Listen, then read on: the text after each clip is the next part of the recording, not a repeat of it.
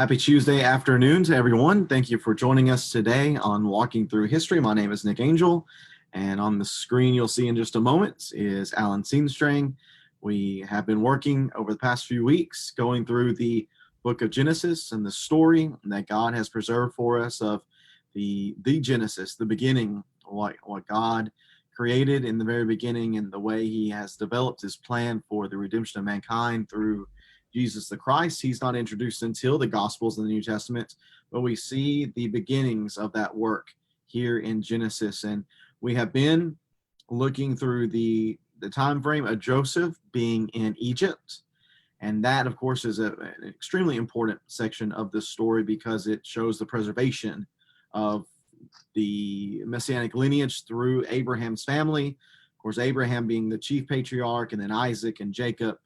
And then Judah will be the son of Jacob through whom the Christ will come. And we're seeing here in this text how exactly God brings that about. And in fact, we're going to have that spoken about specifically in in our text this afternoon, which is Genesis 46 through 48. As I mentioned, Alan Seenstrang is with us as always. Alan, how are you today, brother? Good to see you, man. Doing great. Excited to study today and excited to wrap this up hopefully on Friday. That's right. We're gonna do our best to get through chapter 48 today, and then on Friday finish up chapters 49 and 50, and then next week we'll keep moving right along into the book of Exodus and show how though Genesis ends on a really high note for Israel being in Egypt, and that's what we're looking at today. Jacob's family, the rest of them moving down into Egypt, beginning their lives there. As good as things are in Genesis, they are just about as bad in Exodus. So we're going to see how God continues to work through this family and this great nation that is going to be grown here within Egypt at the end of this book of Genesis. Thank you all again for being here. If you have any questions or comments, please know that you are more than welcome.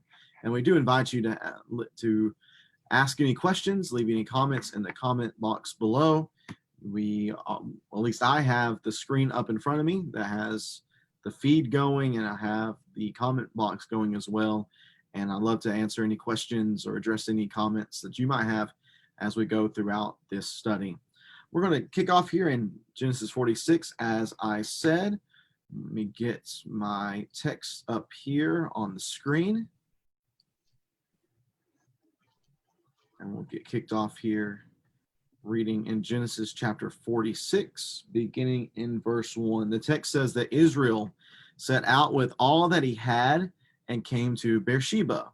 And he offered sacrifices to the God of his father Isaac. That night God spoke to Israel in a vision. Jacob, Jacob, he said. And Jacob replied, Here I am. Then God said, I am God, the God of your father. Do not be afraid to go down to Egypt, for I will make you a great nation there. I will go down with you to Egypt, and I will also bring you back. Jacob will close your eyes when you die.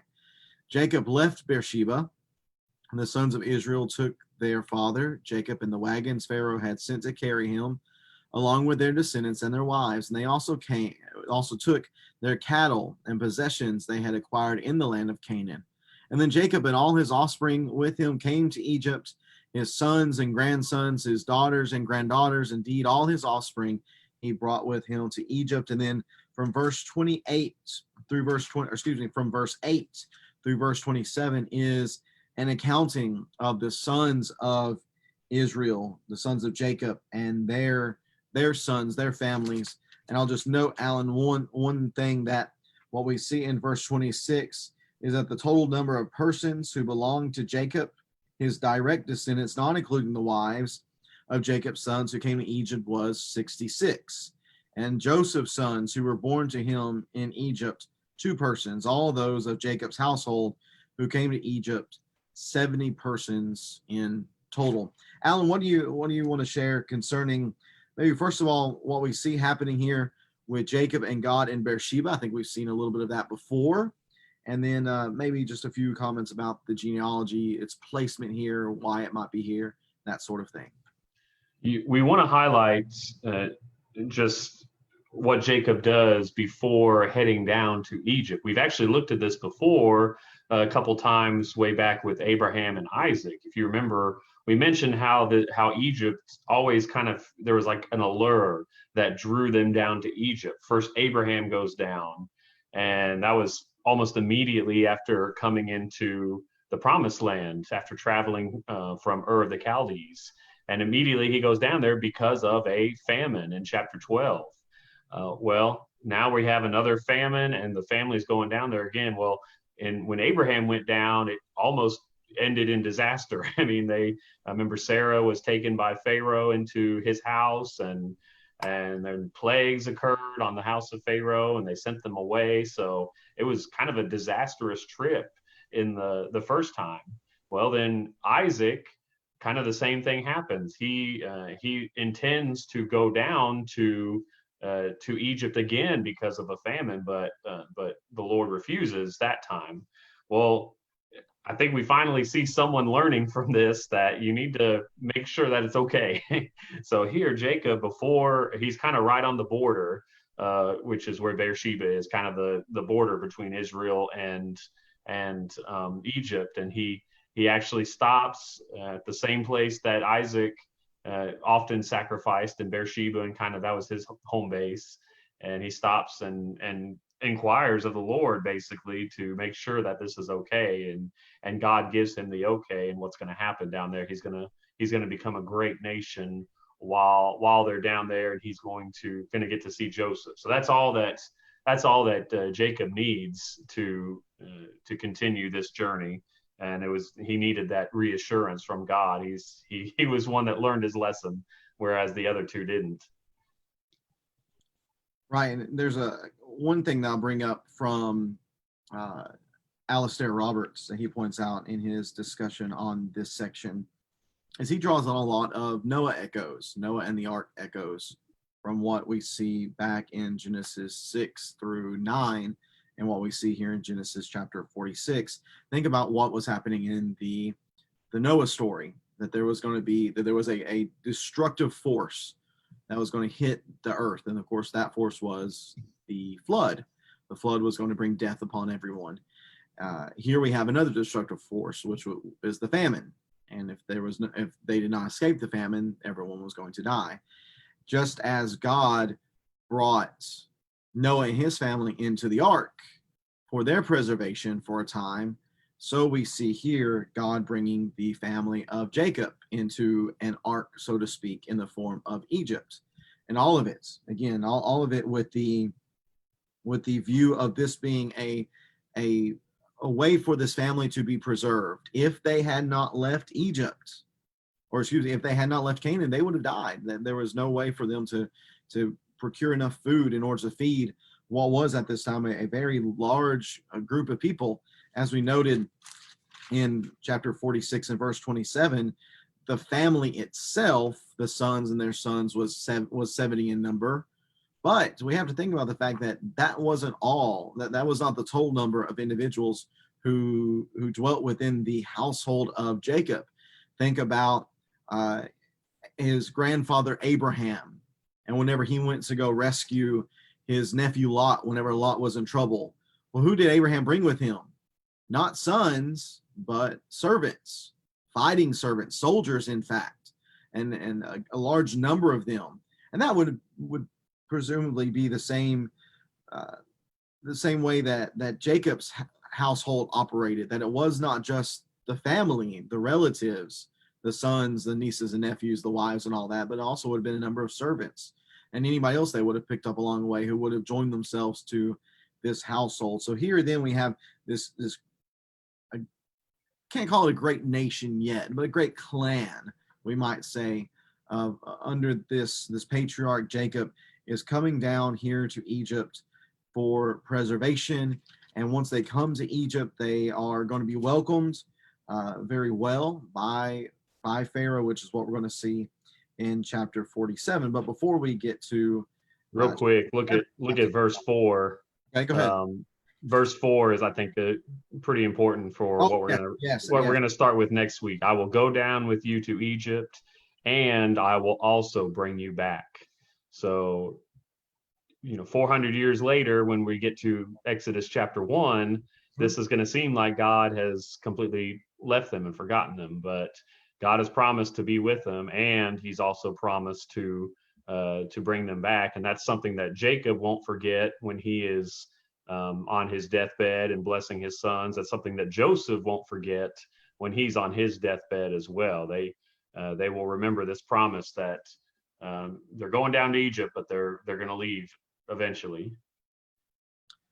Right. Thank you for bringing that to my attention. I noted that in my taking notes earlier and just forgot. I completely skimmed over it.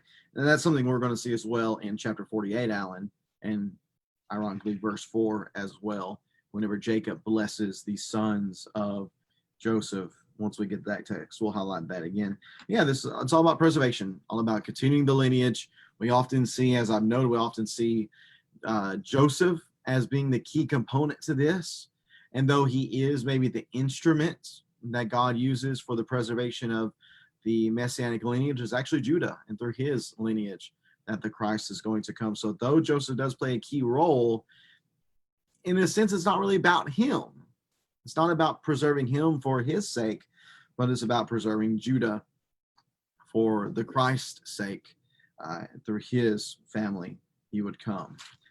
So 70 people, we see at the end of verse 27. But before they can talk to Pharaoh, we see a wonderful reunion, Alan, beginning in chapter 46 and verse number 28, whenever Joseph finally comes back into contact with his father. Verse 28 of Genesis 46 says that now Jacob had sent Judah ahead of him to Joseph to prepare for his arrival at Goshen. Maybe a little allusion there to kind of the leadership position that Judah has taken amongst the brothers. And when they came to the land of Goshen, Joseph hitched the horses to his chariots and went up to Goshen to meet his father, Israel. Joseph presented himself to him, threw his arms around him, and wept for a long time. Then Israel said to Joseph, I am ready to die now, because I have seen your face and you are still alive. Alan, this is certainly a very touching section within this storyline. The long lost son is finally reunited with his beloved father. When they were first introduced to them back in chapter 37, there is such a strong bond between this father and his favorite son, the firstborn of his favorite wife. And yet we know everything that took place between them and the brothers jealousy, the kidnapping of him, the selling him into slavery, the Ishmaelites and them going down to Egypt. And that's where he's been all this time. Jacob, as far as he has been told, there was a horrible accident where an animal has killed Joseph. And yet, once he is told in the previous chapter, I think it's important to note, verse 25, verse 26 of chapter 45, they said, Joseph, this is the brothers saying to Jacob, Joseph is still alive and he is ruler over all the land of Egypt. And Jacob was stunned, for he did not believe them. But when they told Jacob all that Joseph had said to them, and when he saw the wagons that Joseph had sent to transport him, the spirit of their father Jacob revived.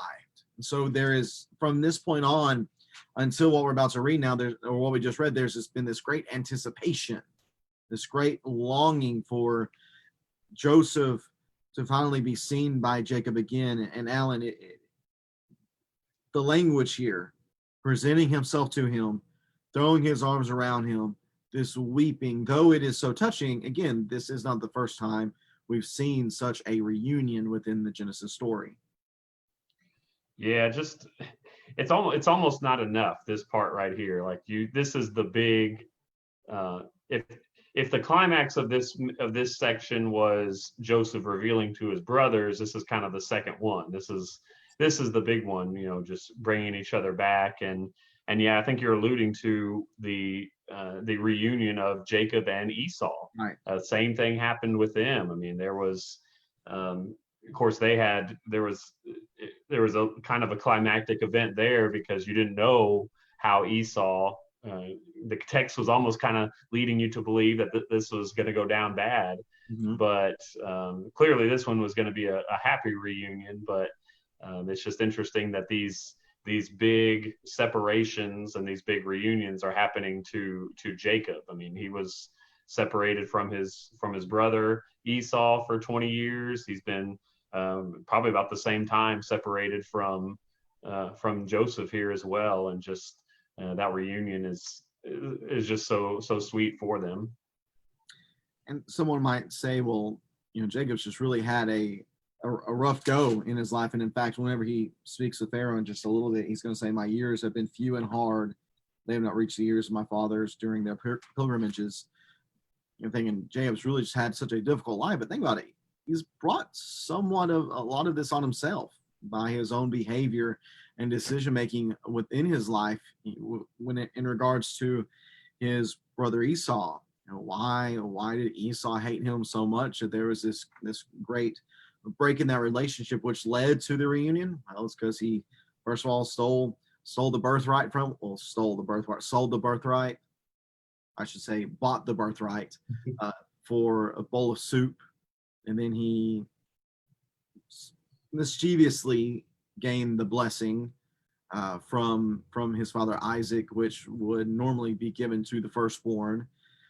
What's happened here with Joseph is a result of his favoritism, him showing so much more love for Joseph than his brothers, that his brothers weren't even able to speak a peaceful word to Joseph. So a lot of this that's taken place, yes, it's sad, but it kind of shows us that our actions have consequences, and it's really, really important for us to think about the way we're behaving and think about the type of people that we want to be, so maybe we won't run into different circumstances like this. Reunions are great. I'm always one for a good reunion, but it's important to remember what brought about this reunion and why it happened, how we got to where we are.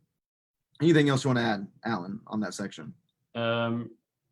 We talked about it a little bit last week, but it mentions Joseph kind of preps his brothers and Jake, his family, to meet and talk with Pharaoh.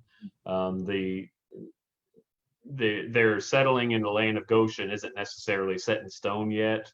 I think Joseph's kind of working behind the scenes to make sure that happens, and that's why he's prepping them to say the exact right thing, so that turns out to be okay. He wants them to emphasize their occupation as shepherds, which we get a little bit of information about that in verse 34, that since all shepherds are detestable to Egyptians, Pharaoh will allow them to settle in the land of Goshen. Well, Joseph's already said that's where they're going to go, and obviously that's where they are now.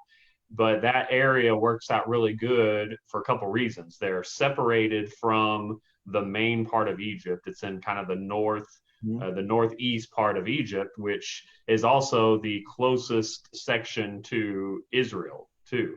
So they have a shorter journey to get to Goshen, and I think this is looking forward. They have the same short journey when they are hopefully going back at some point.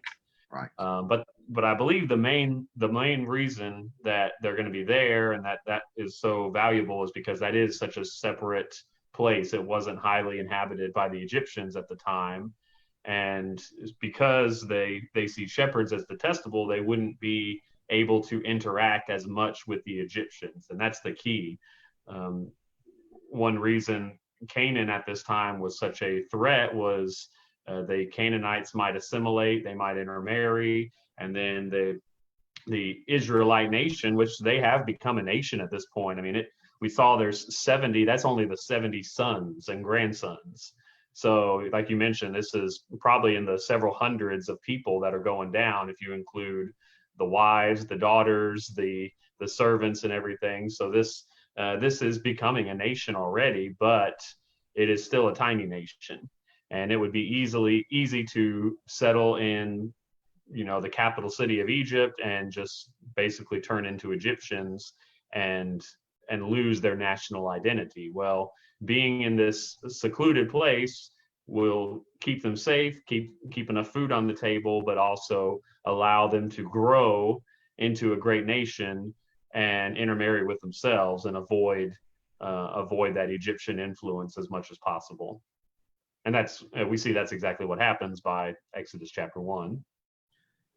Yeah, it would not have worked out for God's people to go down into Egypt and just assimilate into the culture and the society there. They would have lost their their distinct features as the people of God. And if somebody says, "Oh no, that wouldn't have happened," what happened to Joseph? That's exactly what happened with Joseph. Whenever he went down by himself into Egypt, as he's rising in power, rising up the ranks of Egyptian uh, rulers and leaders, officials, he becomes so Egyptian that whenever his brothers come to him, they don't recognize him at all. Surely he looks different. He is dressing different. He is speaking a different language. And if that would happen with Joseph, then I believe we can assume with some certainty that that would have been the exact same thing that would have happened with Israel themselves, the people as a whole. As they go down to Egypt and they assimilate with the people, they would have lost their distinctive features as being this chosen people. The Hebrews, in a sense, would no longer have existed. They would have just become Egyptians. But Alan, you're alluding to verse 31 that Joseph said to his brothers and to his family, "I will go up and inform Pharaoh, telling him, my brothers and my father's family who were in the land of Canaan have come to me. The men are shepherds. They also raise livestock. They have brought their flocks and herds and all they have. And when Pharaoh addresses you and asks, what is your occupation? You are to say, your servants, both we and our fathers, have raised livestock from our youth until now. And then you will be allowed to settle in the land of Goshen, since all shepherds are detestable to Egyptians." So Joseph went and informed Pharaoh, "My father, my brothers, and their flocks and herds, and all they own." That's key there. All they own, that would include not just all these material things, but all the servants as well. "They have come from the land of Canaan and are now in the land of Goshen." He took 5 of his brothers, kind of a welcoming party, a representation of the whole family. He took 5 of his brothers and presented them to Pharaoh. And Pharaoh asked his brothers, "What is your occupation?" They said to Pharaoh, "Your servants, both we and our fathers, are shepherds." And they said to Pharaoh, "We have come to stay in the land for a while." Notice there's not this indefinite sort of time frame, but for a while, because there's no grazing land for your servant's sheep, since the famine in the land of Canaan has been severe. So now please let your servant settle in the land of Goshen. Then Pharaoh said to Joseph, "Now that your father and brothers have come to you, the land of Egypt is open before you. Settle your father and brothers in the best part of the land." And they came to live in the land of Goshen. "And if you know any capable men among them, put them in charge of my livestock." And then Joseph brought his father Jacob and presented him to Pharaoh. And Jacob blessed Pharaoh. Pharaoh said to Jacob, "How many years have you lived?" Then Jacob said to Pharaoh, "My pilgrimage has lasted 130 years. My years have been few and hard, and they have not reached the years of my fathers during their pilgrimages." So Jacob blessed Pharaoh and departed from Pharaoh's presence. Then Joseph settled his father and brothers in the land of Egypt, and gave them property in the best part of the land of Ramses, as Pharaoh had commanded. And Joseph provided his father, his brothers, and all the father's family with food for their dependents. I wanted to just note, Alan, that it seems clear to me, at least, that the reason Pharaoh is so kind in his welcoming of Jacob's family has to do with the way he perceives Joseph. That Joseph, having risen the ranks of Egyptian officials, going from being a slave sold into Potiphar's house, then from Potiphar's house to prison, and then from prison to basically an advisor for Pharaoh, a dream interpreter, and then rising all the way to second in command, that has allowed for this event to take place. And to me, that just shows the powerful working of God, his providence, and making sure that his plan continues on through these people. And that even takes into account the mistakes that were made along the way. What do you think about that? Well, I was going to say it's interesting in verse 7 when Joseph brings Jacob before him. The CSB says presented, but I think most of the other versions say he stood him before Pharaoh. There's not a Jacob doesn't bow before Pharaoh. He stands with him. And notice what Jacob does. It mentions twice that he blesses Pharaoh. And we've seen enough blessings throughout the Bible so far, with Melchizedek blessing Abraham, and Abraham blessing Isaac, Isaac blessing Jacob and Esau, and we'll see Jacob blessing his sons later on. It is the higher rank that blesses the younger. So that's pretty powerful here, because I mean, Pharaoh is clearly the most powerful man in the world at this point. He has the army behind him. Jacob has age, but he's got a couple hundred people with him. He's got all the resources right now. But I think this shows Pharaoh's, at least, if not his, I don't know that he's definitely a worshiper of God, but his respect for Joseph and his understanding of how Joseph has been blessed, to know that this is a valuable blessing to receive from someone like Jacob, who is, of course, he's 130 years old. So that would have been pretty amazing to the Egyptians. They would have valued long life like that very, very well. But for Jacob to stand before Pharaoh and then bless Pharaoh, and for Pharaoh to accept that gladly, just shows, I think, like you said, I think mainly just shows his respect for Joseph, and his at least a minor understanding of the importance that the role that Jacob has, at least amongst the gods, as he would think. Right, just as he would have seen, in a sense, God at work in Joseph, there would be the assumption that God would be at work in the patriarch of the family as well. You would think, Alan, at this point, that things would just go super smoothly in this process, that all the efforts that have been put forth by everyone, Joseph being the spearhead of those efforts, that everything would cause for this famine to be ridden out very smoothly, that there would be no problems. But what we're going to see beginning in verse 13 is that there was no food in the entire region. That's the entire land. We're talking about Egypt, we're talking about Canaan, we're talking about the whole area at this time. The food has run out. And the reason for that being this famine was very severe, this famine that Joseph had predicted sometime before. The text tells us that the land of Egypt and the land of Canaan were exhausted by the famine. And Joseph collected all the silver to be found in the land of Egypt and the land of Canaan in exchange for the grain they were purchasing. And he brought this silver to Pharaoh's palace.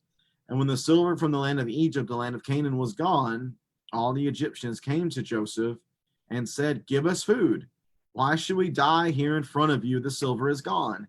But Joseph said, "Give me your livestock, since the silver is gone, and I will give you food in exchange for your livestock." So they brought their livestock to Joseph, and he gave them food in exchange for the horses, the flocks of sheep, the herds of cattle, and the donkeys. And that year he provided them with food in exchange for all their livestock. And when the year was over, they came to the next year and said to him, "We cannot hide from our Lord that the silver is gone, and that all of our livestock belongs to our Lord. There is nothing left for our Lord except our bodies and our land. Why should we die here in front of you, both us and our land? Buy us and our land in exchange for food, and then we with our land will become Pharaoh's slaves. Give us seed so that we can live and not die, and so that the land won't become desolate." In this way, the text tells us, Joseph acquired all the land in Egypt for Pharaoh, because every Egyptian sold his field, since the famine was so severe for them. The land became Pharaoh's, and Joseph moved the people to the cities, from one end of Egypt to the other. And the only land he did not acquire belonged to the priests, for they had an allowance from Pharaoh. They ate from their allowance that Pharaoh gave them, and therefore they did not sell their land. And Joseph said to the people, "Understand today that I have acquired you and your land for Pharaoh. Here is seed for you, sow it in the land. At harvest you are to give a fifth of it to Pharaoh, and 4/5 will be yours as seed for the field and as food for yourselves, your household, and your dependents." And their response is, "You have saved our lives. We have found favor with our Lord and will be Pharaoh's slaves." So Joseph made it law, still in effect today in the land of Egypt, that a fifth of the produce belongs to Pharaoh. Only the priest's land does not belong to Pharaoh. As Americans, Alan, we're reading this text, And we're thinking, this is horrible. This is a terrible idea. This is all of the liberty and freedom that they had as individuals. It's now been sold to the states, and now they really have nothing for themselves. That's the way we're seeing it. But looking from the perspective of the people, they didn't see it that way at all. What do you make of this? Again, to reading this from our Americanized eyes, this seems very strange, and this doesn't quite work well with us. And that's the key. It's so difficult to read these passages having to do with slavery in the Bible and not read them through the lens of American slavery and African slavery, bringing Africans over and enslaving them. That's our understanding of what slavery is. I would agree. I think most of us would, that is a terrible institution, that institution of slavery. Well, is that the same thing that's happening in the Bible? I think not. I mean, this is an instance where they are happy to become slaves. Why? What's the alternative? It's starvation. So when you look at the two, obviously neither are great, but to be a slave, and especially what we'll see with the giving of the law and so many laws on masters and slaves, slavery is a positive thing when everyone fulfills their proper role, when slaves are loyal to their masters, and most importantly, when masters are good and righteous to their slaves. So in this case, this is a positive thing, even though they don't have any food. They've sold everything they have. All they have left is their life. So now they're selling that to Pharaoh, but look what they get. They get life, and not only life, they get to sow the land, and really all they got to do is pay back 20%, 1/5 of what they get, which is actually pretty generous compared to some of the taxes of the current day there. So what do I pay now? I think I'm an independent contractor, so I'd probably pay more than that, or I can't remember. So that's better. I'd take that 20%, I think, at this point. Pretty sure for us to be right around 28% once you take 28. So I would take 20%, definitely. And all that, yeah. But that, again, you have to view this through ancient eyes and through what was, completely acceptable and normal during that time. Which, obviously there was slavery, but when done properly, when done right, it was a positive relationship for both the masters. Their lands and their wealth increased, and then those that were the slaves also had food to eat and had rich and fulfilling lives. So this was a mutually beneficial thing for the Egyptians. I think the big picture reason why this is here is to show how the Egyptians sold themselves into slavery. Who did not sell themselves into slavery? It was the Israelites, and never mentions them being sold into slavery. The only thing we'll see in the first couple chapters of Exodus is that they are made to be slaves. Right. So that's a much different thing than what's happening here, being forced into slavery, much like Joseph was forced into slavery as well. I think verse 27, it says that they acquired property in the land of Goshen and became fruitful and very numerous. So they are actually, whereas the Egyptians are selling themselves to Pharaoh, the Israelites seem like they're doing okay, and they don't have that need to sell themselves to Pharaoh. It's only when a new Pharaoh arises that forgets Joseph and sees the Israelites as a threat, that's when they become slaves by force. So very, very two different things happening, and this, I think, highlights the evil of the one and the benefit of the other. And it could be that this centralizing of power that Joseph brings about through the selling of, or the buying of the silver and the land and people, that centralizing of power, giving more power to the Egyptian government, we might say the state of Egypt, that might be what allowed Egypt then to turn around and to subjugate Israel. So what we see here with Jacob shows his shrewdness and maybe his smarts in ruling that though it looks like a bad thing ends up being a good thing for the Egyptians. Well, later on down the line, it's going to possibly give some ability for the Egyptians to uh, bring Israel from what you just read. Verse 27 says that they were in the land of Goshen. They had property. It was their property, and they became fruitful and very numerous. Well, it allowed that to be reversed, because once we get into Exodus, they're not going to be a free people living in the land. They're going to be subjugated. They're going to become servants. They're going to become slaves, brickmakers. And it just seems that seems very foreign. If we're just reading this for the first time, if somebody's reading this right here for the first time and they're saying, and we tell them, 3 chapters later in Bible time, they're going to be slaves. Well, how did that happen? Well, it might be this was part of the development that made that a possibility. Verse 28 tells us that Jacob lived in the land of Egypt 17 years, and his lifespan was 147 years. Remember that we talked to Pharaoh, he was 130. So he lived in Egypt with his family for 17 additional years past that. And when the time approached for him to die, he called his son Joseph to him. And this is what he says. He says, if I have found favor with you, put your hand under my thigh and promise me that you will deal with me in kindness and faithfulness. Do not bury me in Egypt. When I rest with my fathers, carry me away from Egypt and bury me in their burial place. And Joseph answered, I will do what you have asked. And Jacob said, swear to me. So Joseph swore to him. Then Israel bowed in thanks at the head of his bed. This again, Alan, is an echo from previous texts within Genesis, the putting the hand under the thigh, the being buried with fathers, that location. Share with the audience some of those connections that we've seen from previous texts.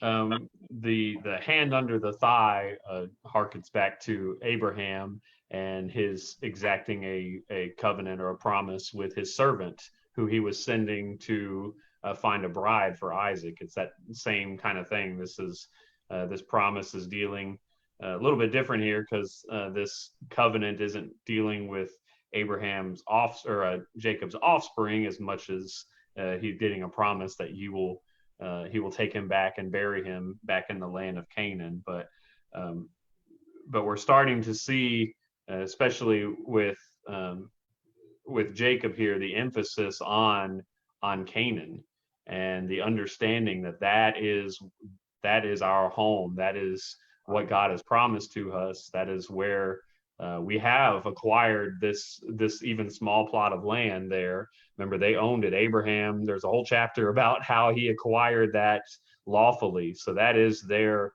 lawful and rightful land back there where Abraham and Isaac and everyone's buried. And that's where Jacob wants to rest, be with his fathers, and he makes Joseph promise this. It's kind of interesting too that verse 31, then Israel bowed in thanks at the head of his bed. This is the beginning of how he is remembered in Hebrews chapter 11. And this whole coming section is Jacob looking forward. And I think that's the key in Hebrews 11. All of those men are remembered for something where they are looking forward. If it's Abraham, he was trusting that sometime he was offering Isaac, looking forward to the fact that he knew that the Lord would raise him up at some point. He was looking forward. Jacob is looking forward with all of these blessings, and looking forward to going back to the promised land, and looking forward to his family coming back out of Egypt. They were looking forward to God coming to, or finishing his promises that he gave to him. That's kind of the definition of faith right there, looking forward and trusting in God's promises. And we'll see this is kind of the beginning of that section. So I think that's interesting that this is the thing that the Hebrew writer remembers about Jacob, these coming chapters. Right, you're referring to Hebrews 11 and verse 21. By faith, Jacob, when he was dying, blessed each of the sons of Joseph, and he worshipped leaning on the top of his staff, which is an alternate rendering that could be given to what we see here in Genesis 47 and verse 31. Here they say, bowing his head or bowed in thanks at the head of his bed, and the worshiping on as he leans on his staff. We see that in 31, and that leads us straight into 48, to where he begins to give that blessing. The two elements there are the worshiping and then the giving of the blessing. And the text tells us in Genesis 48 and verse 1 that sometime after this, Joseph was told, "Your father is weaker." So he set out with his two sons, Manasseh and Ephraim. And when Jacob was told, "Your son Joseph has come to you," Joseph summoned his strength and sat up in bed. And Jacob said to Joseph, "God Almighty appeared to me at Luz in the land of Canaan and blessed me. He said to me, I will make you fruitful and numerous. I will make many nations come from you, and I will give this land as a permanent possession to your future descendants. Your two sons born to you in the land of Egypt before I came to you in Egypt are now mine. Ephraim and Manasseh belong to me, just as Reuben and Simeon do. Children born to you after them will be yours and will be recorded under the names of their brothers with regard to their inheritance. When I was returning from Padan, to my sorrow, Rachel died along the way, some distance from Ephrath in the land of Canaan. I buried her along the way to Ephrath, that is Bethlehem. And when Israel saw Joseph's sons, he said, Who are these? And Joseph said to his father, They are my sons, God has given me. So Israel said, Bring them to me, and I will bless them. Now his eyesight was poor because of old age, and he could hardly see. And Joseph brought them to him. He kissed and embraced them. Israel said to Joseph, I never expected to see your face again, but now God has even let me see your offspring. Then Joseph took them from his father's knees and bowed his face to the ground. Before we get into actual blessing, we'll stop right there. Here is the fullness of the Hebrew remembrance of Jacob. It was, of all the things that could be mentioned about Jacob, his wrestling with God, his reconciliation with Esau. Here's what is said. It is remembered that he bowed and he worshiped, and it is remembered that he blessed Jacob or Joseph's sons. Alan, what do you think gives this such significance, and why would the Hebrew writer focus on this section of everything else that could have been mentioned from Jacob's life? Well, again, I mean, Jacob's life has had so many ups and downs, and and probably more downs than someone like Abraham. He just seemed to always have a tough time and always have doubts and troubles and everything. And yet, at the end of his life, he is still he sees all of it. You can see what he sees of this entire journey. It started with him at Luz in chapter 48 and verse 3, when he was first blessed and he was first given those promises. He understands that was kind of the beginning of his spiritual journey, if you will, and now he's at the end. And I think he's finally come to, at least, I mean, he understands that that the Lord is God. He calls him, the God Almighty who appeared to me in the land of Luz. That God has even allowed him to see Joseph's offspring. I mean, he sees all of this through the lens of God, the way God sees this. This was all one part of God's plan, and God keeping his promises. And I think he even understands a little bit that he could have done it a lot better, but it wouldn't matter either way. Whether he does it the right way or the wrong way, God's result will still come to pass.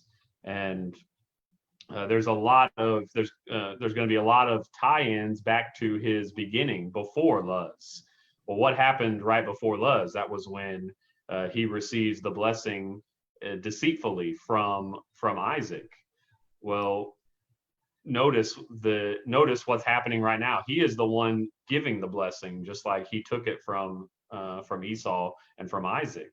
Well, Isaac was blind; he couldn't see, so that allowed Jacob to deceive him. Well, the same thing is happening now? his eyesight is poor. In verse 10, he could hardly see. So he's it's almost ironic. Like, I can't imagine he doesn't see the irony of this, and how, I mean, his whole story is coming full circle again on him. And there's going to be a difference here. I mean, he's got two sons, or really two grandsons, that he's about to bless, just like Isaac had two sons.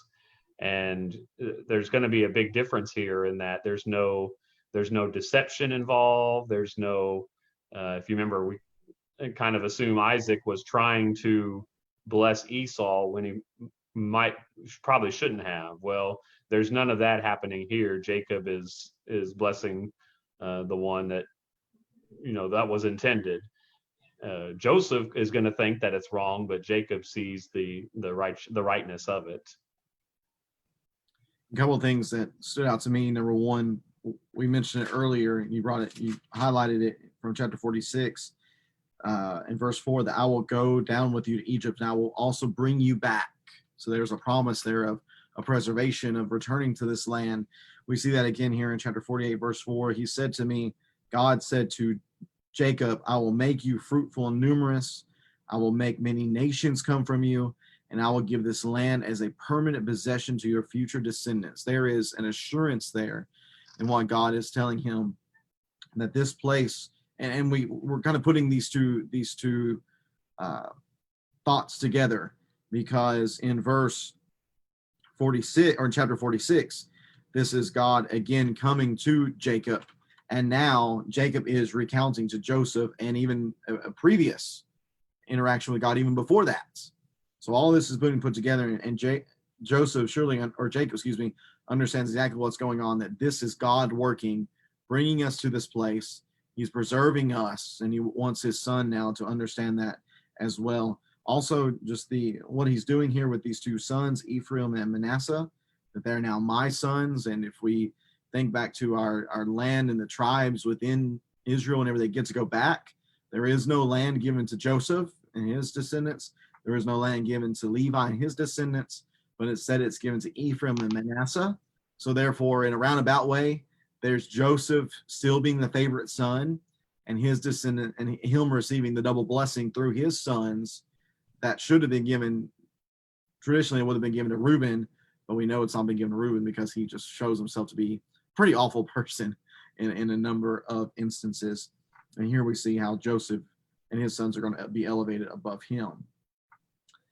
Verse 13 will get into the actual blessing of what Jacob says to these two sons of Joseph.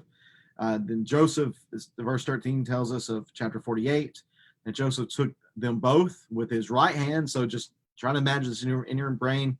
With his right hand, Ephraim towards Israel's left, and with his left hand, Manasseh towards Israel's right. So if you think his two sons are in front of him, he's putting Ephraim in his right hand so that he's before Jacob's left hand, and he's got Manasseh in his left hand, which is towards Jacob's right hand. Does this, of course, because the right hand is the hand of blessing. But Israel, what happens is, so here's Joseph putting his sons' heads forward, but instead what Jacob does when he reaches forward, he crosses his hands.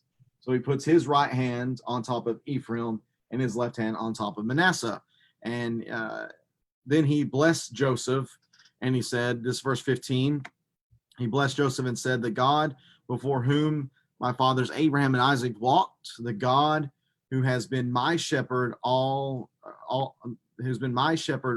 my life to this day, the angel who has redeemed me from all harm, may he bless these boys, and may they be called by my name, the names of my fathers Abraham and Isaac, and may they grow to be numerous within the land. And then Joseph saw that his father had placed his right hand on Ephraim's head, and he thought it was a mistake. And he took his father's hand to move it from Ephraim's head to Manasseh's head. And Joseph said to his father, not that way, my father. This one is the firstborn. Put your right hand on his head. But his father refused and said, I know, my son, I know. He too will become a tribe, and he too will be great. Nevertheless, this younger brother will be greater than he, and his offspring will become a populous nation. So he blessed them that day, putting Ephraim before Manasseh, when he said, "The nation Israel will invoke blessings by you, saying, 'May God make you like Ephraim and Manasseh.' Then Israel said to Joseph, 'Look, I'm about to die, but God will be with you and will bring you back to the land of your fathers. Over and above what I am giving your brothers, I am giving you the one mountain slope that I took from the Amorites with my sword and bow.'" Of course, Alan, as you mentioned, it just screams of the account between Isaac and Jacob and Esau, that there is here another father who has a hard time seeing. Uh, he more than likely would have met Ephraim and Manasseh by this point. He knew who they were. He just couldn't see who they were as they approached. But instead of him mistakenly putting his hand and giving the better blessing to the younger, he does this on purpose. Alan, what do you think about that? Why would Jacob do this in this instant and go against that cultural norm of giving the greater blessing to the older? I think the whole point is to highlight that first blessing with Isaac being blessing Jacob on accident or deceitfully. It's okay. That's not the norm, but clearly it's okay because it happens here for the younger to receive the blessing above the older. We're seeing that, and there's nothing wrong with it. There was nothing wrong with that happening back when Jacob received the blessing, but it's how all of that comes about. Like you said, in this way, this was intentional. There was no deceit. Even Joseph sees it as a mistake, but then when Jacob explains, he doesn't try to stop it or counter it or in any way. He accepts that as what's right. So I think we're just supposed to highlight the two and see how the one was done wrong, whereas the result was the same, but it was just done in such a poor way because of the deception, and it really didn't need to. There was it would have been fine for Isaac. I mean, I think there's fault on both ends, Isaac and Jacob. If Isaac had inquired of God, or if he had accepted that prophecy that was given when the twins were born, before they were born, then he wouldn't have been trying to go against God's will, and it wouldn't have forced Rebekah and Jacob's hand to come about with this scheme. So now we see how it should have happened from the beginning, how that whole thing should have gone, and it is kind of interesting that the youngest is Jacob's the youngest. Joseph, for a big chunk of his life, was the youngest brother, and now again the youngest brother is given preeminence over the older.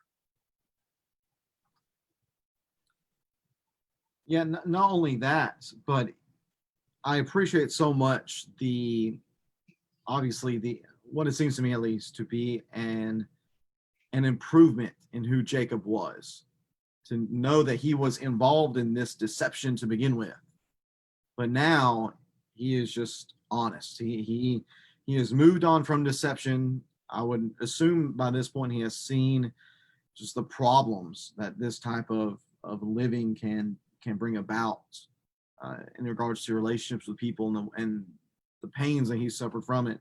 He's saying, no, that I'm doing this on purpose. I know I can't see, but I know this is who it is.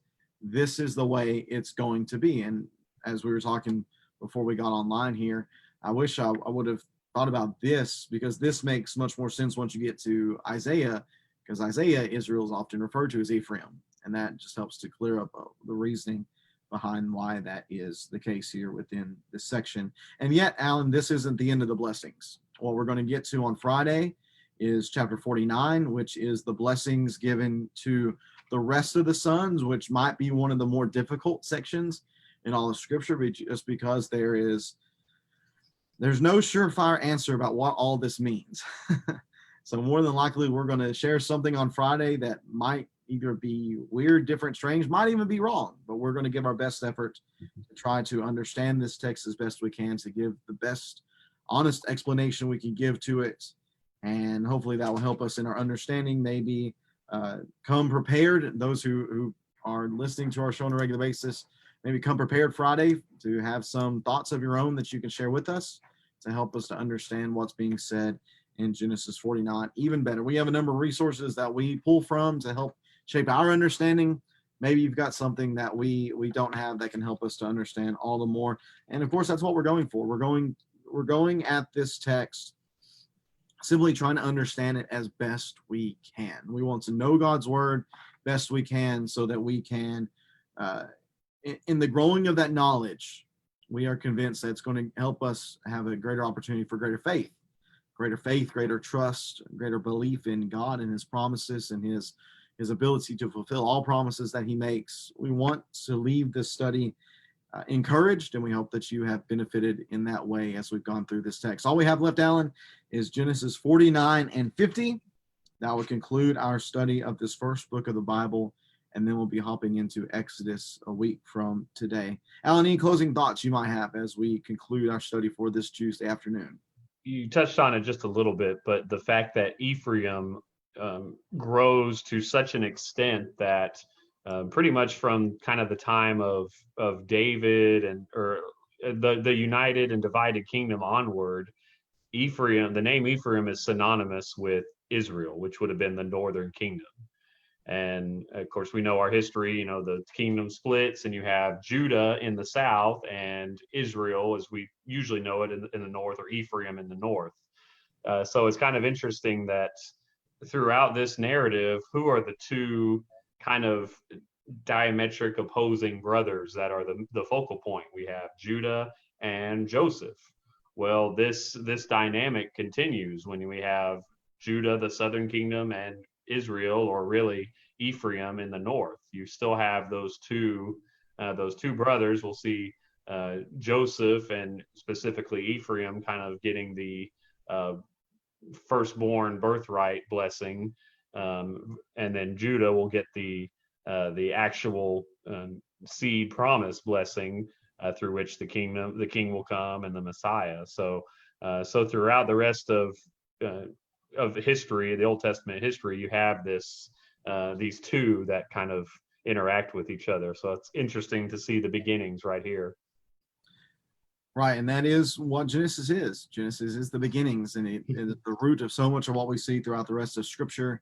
And we hope that our study of this text has helped you to make those connections, and that it is, as I mentioned, broadened your faith and helped your understanding so that you can have that greater faith and greater trust in God. Thank you all so much for joining us today. Hope that you have a great rest of your afternoon. If you have any further questions or comments, please feel free to drop those in the comment section. And please, as I mentioned, come prepared Friday to share with us some thoughts that you might have here within this text. We're going to give it our best go, but any comments, questions you might have will only help further our study and understanding. Hope you all have a great rest of your day. God bless you. Look forward to you joining us again on Friday as we conclude this book of Genesis, this section of walking through history, the story of God within the Bible. Hope to talk to you soon. Take care, and we'll see you Friday. God bless you all.